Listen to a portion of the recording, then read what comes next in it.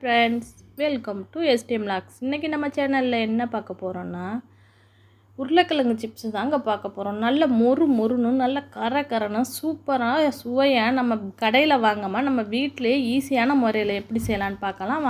வாங்க வீடியோக்குள்ளே போயிடலாம். நான் ஒரு 1/2 கிலோ உருளைக்கிழங்கு எடுத்துக்கிட்டேன். இதை ஃபுல்லாக நம்ம அந்த மேலே உள்ள தோல்களை எல்லாத்தையுமே நம்ம ரிமூவ் பண்ணி எடுத்துக்குவோம். அது எல்லாத்தையுமே சீச்சு எடுத்துக்குவோம் தோலை. அதில் உள்ளதெல்லாம் எடுத்தாலே நம்ம கரெக்டாக வரும்.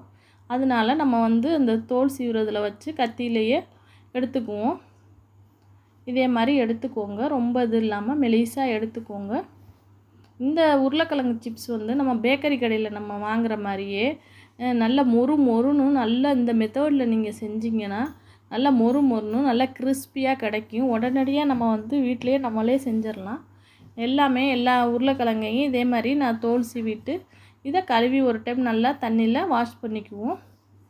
பாருங்கள், இது மாதிரி பெரிய உருளைக்கிழங்காவோ சின்ன உருளைக்கிழங்காவோ நம்ம வீட்டில் உள்ளதிலே நம்ம கடையில் வாங்காமல் நம்ம வீட்டிலே செஞ்சிடலாம் ஈஸியாக.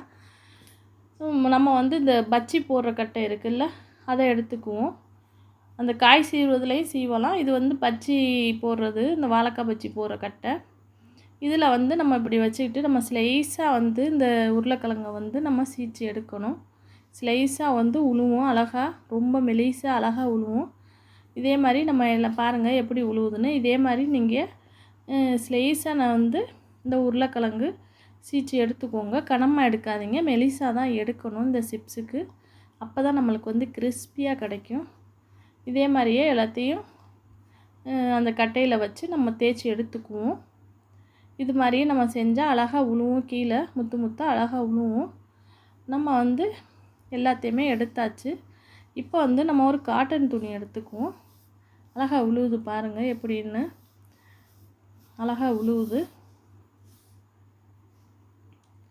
மறக்காமல் நீங்கள் இந்த வீடியோ ரொம்ப பிடிக்கும்னு நினைக்கிறேன். மறக்காமல் எஸ்டிஎம் லாக் சேனலை சப்ஸ்கிரைப் பண்ணுங்கள். அப்போ தான் நாங்கள் போடுற வீடியோ உங்களுக்கு வந்துகிட்டே இருக்கும்.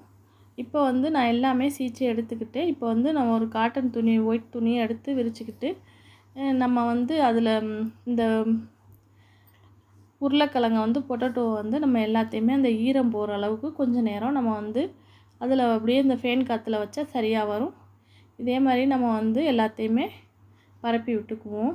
ஏன்னா அந்த ஈரத்தை அப்படியே அந்த காட்டன் துணி நல்லா நம்மளுக்கு இஞ்சி எடுக்கும். அதனால தான் நம்ம வேறு எதுவும் நான் சேர்க்குறது கிடையாது. இதே மாதிரி தான் ஒரு 2-3 நிமிஷம் தான், ரொம்பலாம் இல்லை. நான் ஒரு 2 நிமிஷம் வச்சு எல்லாத்தையுமே எடுத்துட்டேன்.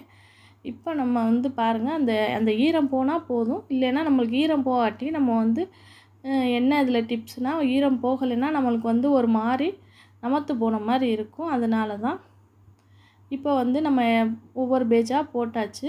பாருங்கள், நல்லா வேகுது. நம்ம ரொம்ப போடக்கூடாது, ஒன்றோட ஒன்றா ஒட்டிக்கிறோம். அதனால் கொஞ்சம் கொஞ்சமாக போட்டு நல்லா ஆயில் நல்லா ஹீட்டாக இருக்கணும். அப்போ தான் நல்லா நம்மளுக்கு கிறிஸ்பியாக கிடைக்கும் இந்த பொட்டேட்டோ சிப்ஸு. அதனால் கொஞ்சம் கொஞ்சமாக போட்டு நீங்கள் ஒவ்வொரு பேட்சாக பொரித்து எடுத்துக்கோங்க. திருப்பி போட்டுக்கோங்க. அப்போ தான் நல்லா நம்மளுக்கு கிறிஸ்பியாகவும் கிடைக்கும். இதே மாதிரியே பாருங்கள் எவ்வளோ வெள்ளையாக இருக்குன்னு. நல்லா கிறிஸ்பியாக நல்லா மொறுன்னு இருந்தது எனக்கு. நம்ம கடையில் வாங்குகிற சிப்ஸ் மாதிரியே இருக்கும். நம்ம வீட்டில் செஞ்சதுன்னே சொல்ல முடியாது, அந்தளவுக்கு சூப்பராக இருக்கும். இதே மாதிரியே எல்லாத்தையுமே எடுத்துக்கோங்க. எல்லாமே நான் ஒவ்வொரு பேஜாக போட்டு கொஞ்சம் டைம் தான் எடுக்கும், இருந்தாலும் நம்மளுக்கு சூப்பராக கிடைக்கும். எல்லாத்தையுமே ஒவ்வொரு பேஜாக போட்டு நான் எல்லாத்தையுமே பொரித்து எடுத்துட்டேன். இது என்னன்னா சாரி, இது ஆயிலே குடிக்காது. நம்ம இன்னும் சொல்ல போனால் இதுல ஆயில் நான் ஊற்றின ஆயில் அப்படியே தான் இருந்தது. ஆயிலே குடிக்க கிடையாது. நம்ம பொட்டேட்டோ சிப்ஸ் ஆயில் குடிக்கும்பாங்க, ஆனால் ஆயிலே குடிக்கலை. இப்போ எல்லாமே நான் பொரித்து எடுத்தோன்னே இப்போ நம்மளுக்கு தேவைக்கேற்ப காரம் போட்டாச்சு. நான் ஒரு 1/4 ஸ்பூன் அளவு மிளகாய் பொடி போட்டு, ஒரு 1/4 ஸ்பூன் அளவு சால்ட்டும் போட்டு இன்னொரு பாத்திரத்தில் போட்டு நல்லா குலுக்கி எடுத்துக்கிட்டேன். இப்போ பாருங்கள், நான் சும்மா ஒரு விரலை வச்சு தான் நான் உடைக்கிறேன். அது எப்படி நம்மளுக்கு உடையுதுன்னு பாருங்கள். அவ்வளோ ஒரு கிறிஸ்பியாக இருந்தது, சூப்பராகவே இருந்தது. மறக்காமல் நீங்களும் செஞ்சு பார்த்துட்டு எனக்கு கமெண்டில் தெரியுங்க. தேங்க்ஸ் ஃபார் வாட்சிங். பை.